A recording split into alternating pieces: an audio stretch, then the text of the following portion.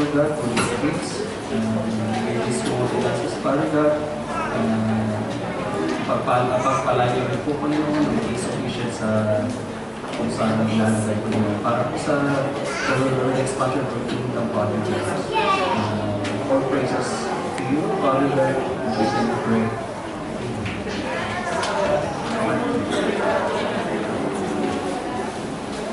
Amen. Praise the Lord. Magandang hapon po muli.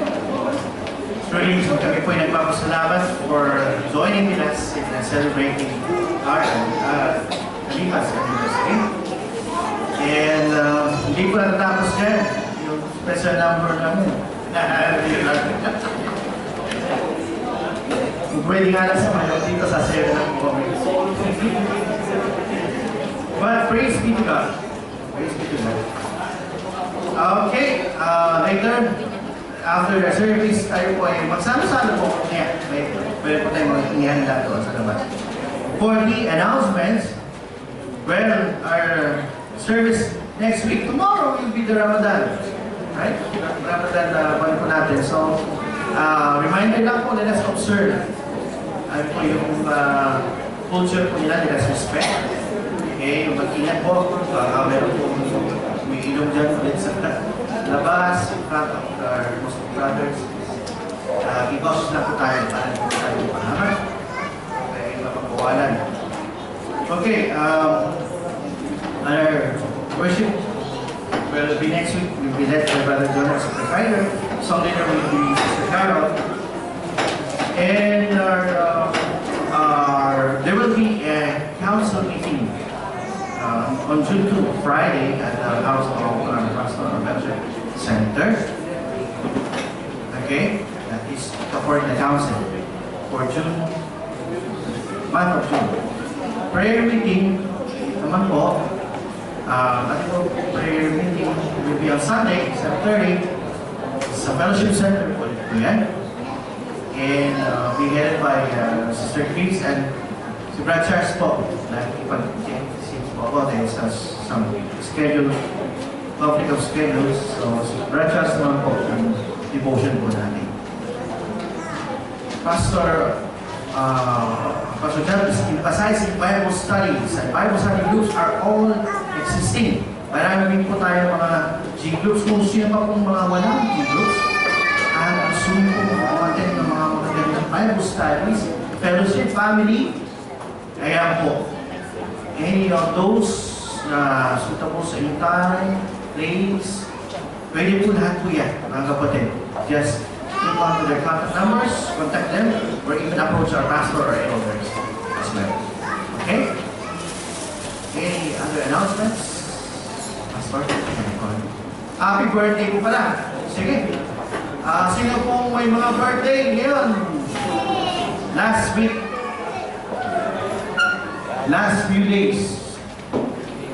Okay. Natapos ni Abby. And last sa May 29, Sister Kim Diago. Okay, happy birthday po sa lahat ng may birthdays. And we wish you all the best. Yes, mga pala. Salamat. Kasi may listahan po ako ng mga visitors po dito. Truly, God is so great. Every Friday, we have our visitors with us. And God is bringing them here. So, mga kapatid, kami po ay nagagalak na makilala po namin po kayo. At makita po namin po kayo. Kaya, inaas po namin po kayo. Tumayo para maaninan po namin po kayo. Panginoon. Okay. Ito po sila. Si Brother Ted Oliver Bernarte. Tumayo po. Brother Ted, welcome. Sa FECC. Brother Alex Castro. Brother Alex. Oh, sister pala. Sister Alex. Alexia Castro. Ron Naxon. Brother Ron Naxon. Okay, with Maricel Alandi. Okay, Maricel Alex. Good din po. Okay, Sister Wilma Lacson. Ay, kasama po ni Brandon. At Sister Mabel Cruz. First time na makarating. Meron po mga ushers na lalaki po puso niya para bigyan ko kayo ng mga souvenirs at mas makiyaran natin. Okay. Ano dyan, Dan? Pastor Robert?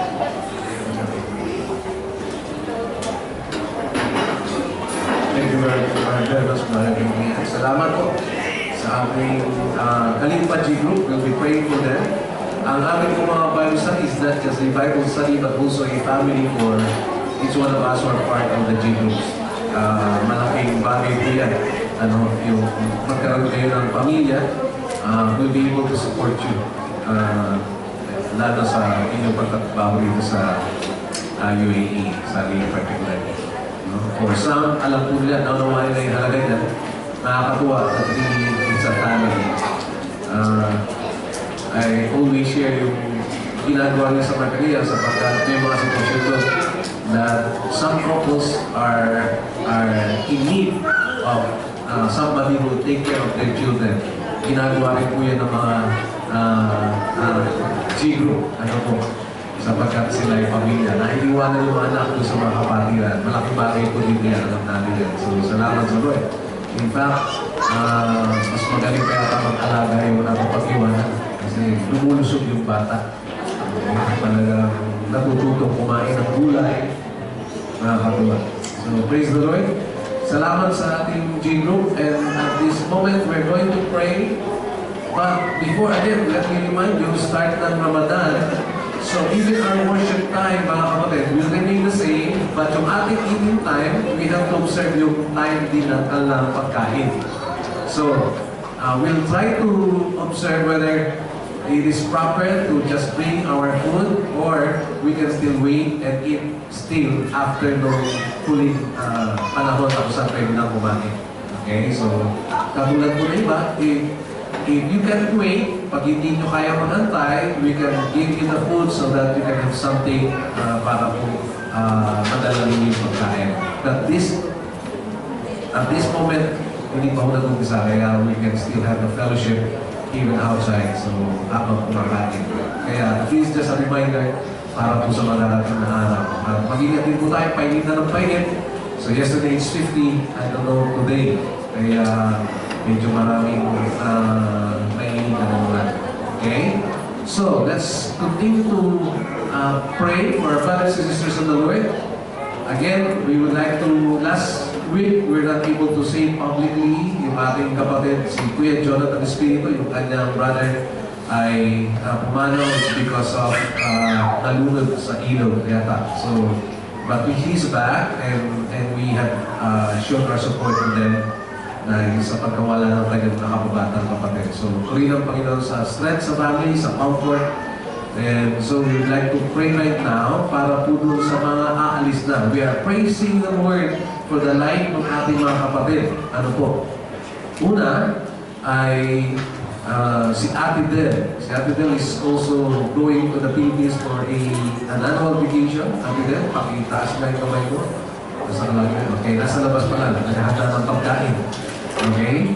Of course, ang ating parents ni Kuya Emon, sila tatay at nanay. Tatay at nanay, pakitaas nga po yung kamay. Yan, okay. Can you come here dito po sa harapan tayo, sa upuan, so that we can pray for you? Balik na po sila ng Pilipinas after 3 months. Okay? First time ni nanay makabiyahe outside ng Pilipinas. So we praise the Lord. Nakaka-bless po yung buhay nila sa amin sa Bartania because the Lord is using them sa Pilipinas sa gawain din ng Panginoon. So, alright. Magpakasyon din kayo? Talaga, si Kuya Jonathan. Okay, at si Ate, yes, can you come forward? Dito lang we'll pray for you. Sandra. So, hindi lang natuloy, no? Because kapabalik lang ni Jonathan. So, again, we'll be praying for you. Meron pa po ba magbabakasyon? Yan, kapag panahon na ng bakasyon. Alright? You can still sit down and we can pray for you.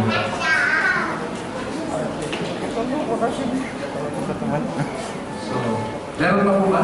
Si nanay, pabalik na rin. Mapapili si nanay, okay? Maraming magpapakasyon talaga ngayong summer.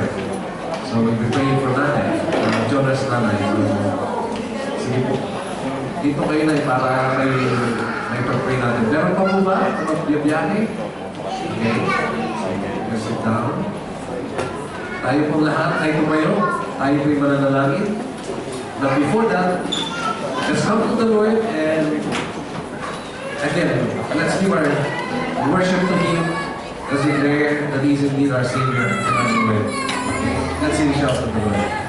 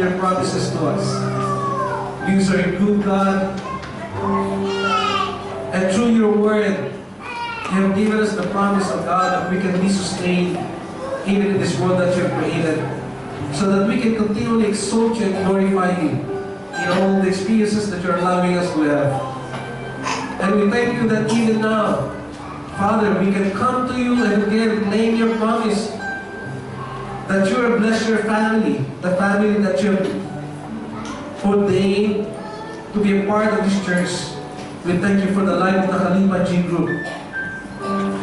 Indeed, through them and through our G groups, we can fulfill that vision that you have given us, that FECC can be a Filipino family or Christian family for Filipino community.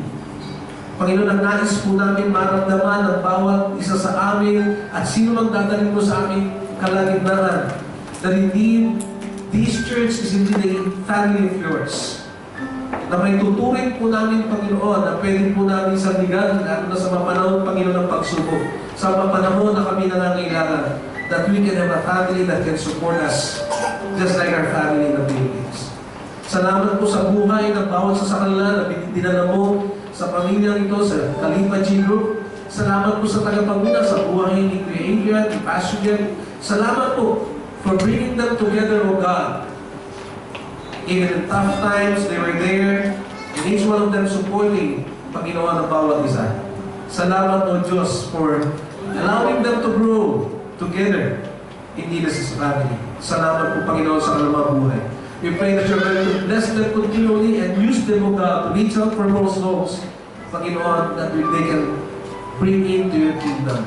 I pray, God, that you'll just bless them and prosper them, O God. And even sa kanilang mga paghahanap buhay, pagpalahin mo po sila. Hallelujah. Lord, at this moment, we'd like to lift up to you, Panginoon, our beloved sisters and brothers who are before us right now, and who's going back to the Philippines, Panginoon. Some of them will be taking their vacation. Some of them will be going back for good. Salamat po, Panginoon, sa buhay nila tatay at nanay na dinala mo to be i-support, Panginoon, sa buhay nila Sister Joy and Brother Emon. Salamat po, Panginoon, kung paano ginamit po sila. We are blessed by their lives, O God. Hallelujah. We ask, O God, that you will just be with them and extend your hand upon them, Panginoon. Ang presensya mo, Panginoon, sa mga buhay at ang pagsapang mo, Panginoon. In the same way, kay Sister Del, Panginoon. Sa bawat sa kanila narito ngayon tumatay, Lord, we ask for their safety. We ask that you will protect them and just uphold them with your right hand, O God. Ingatan mo po sila. Samahan, give them the comfort that they need, Lord, and the rest as they travel, Lord, sustain them with good health, so that this vacation will be meaningful to them, Lord. And then there'll be no disruptions, O God, that they'll be able to enjoy it together with their own families and relatives as they are being reunited, O God. Salamat po sa kanilang buhay. Pagpalain mo sila, Panginoon, gabayan, at maranasan nila talaga nakasama kami ng Panginoon sa pagbibiyahe nito. Until such time that some of them ay babalik mo po at makapili namin muli. Lord, we just release them with your blessing in the name of the Lord Jesus Christ. In the name of the Lord Jesus Christ. For each one of us here right now, standing before you, for those who are going through some struggles and issues that we have as we follow you, as we walk as your children, as your people. Father, sinabi mo, Panginoon, that in this world we'll face tribulations, but we can rejoice because you've already overcome those tribulations. Panginoon, salamat sa pangako mo na sasamahan mo kami. Even sa mga lugar na maaaring we can say that we are almost in the valley of the shadows of death. Yet, we can still be at ease, we can still have fellowship with you, knowing that you are with us, O God. At iniingatan mo rin po kami. Pagpalain mo po bawat sa amin, Panginoon, sa aming mapaghahanap buhay. For those of us who are concerned, Panginoon, sa kalamahan ng buhay, because of still the struggles that this country is having economically, I pray in the name of the Lord Jesus Christ that you are going to give us peace and freedom from all those concerns, knowing that we are in your hand in even our jobs. Lord, this world will never be able to offer us the security that we're looking for. But we thank you that through you, we are secure. You know our future, you know what's ahead of us, O God. At alam namin, Panginoon, ano man ang maging kalagayan namin, mayroon kang nakalaan pagpapala para sa amin bilang mga anak mo. And the fact that you are continually allowing us and giving us the privilege to stay in this world, you have something in store for us, O God, to do as part of your kingdom. Bless each one of us, O God. Panginoon, as we continually follow you and obey you, Panginoon, sa aming paglakad bilang mga anak mo. Lord, maranasan po namin ang nagumapaw mong pagpapala. Samahan niyo po kami, Panginoon. For those of us who are looking for jobs, let them see, Panginoon, the windows of opportunities na ino-open mo sa kanila. And let them find the right job for them, Panginoon, that will sustain them and bless them also, and be able to support their needs. Panginoon, this coming month of Ramadan, we pray that as this nation celebrates the way that they have found their faith also through this religion, we pray that you will allow us, O God, to honor them also and to show our concern to them. Ingatan mo po sila, Panginoon, lalo po sa mga pagbibiyahe, nawa, Panginoon, it will be a lesser in terms of accidents, Panginoon, that we desire a complete, Panginoon, na freedom from any accidents on the roads. Nawa, sustain niyo po, Panginoon, ang bansang ito ayon sa inyong pagpapala na ginagamit niyo sila to open for the gospel to have an open doors also to be preached. Lord, remember this nation and bless this nation too, O God, in the name of the Lord Jesus Christ. Samahan niyo po kami, Panginoon. Let this be also a time for us to reflect, an opportunity for us to rejoice, knowing that we have a God who is alive and who is with us. Minsan pa, accept all the glory and the honor that you deserve, O God. At dadalhin po namin ang presensya mo at ang pangalan mo saan man kami pumarapon. Again, let it be for your own honor and glory that we come and we worship this afternoon. And all these things, binabalik po namin sa inyo. In the mighty name of Jesus, all God's people say, Amen. Amen. Let's hear it with you. Amen. Hallelujah. Let's sing our victory song. This is Amazing Grace. Amen.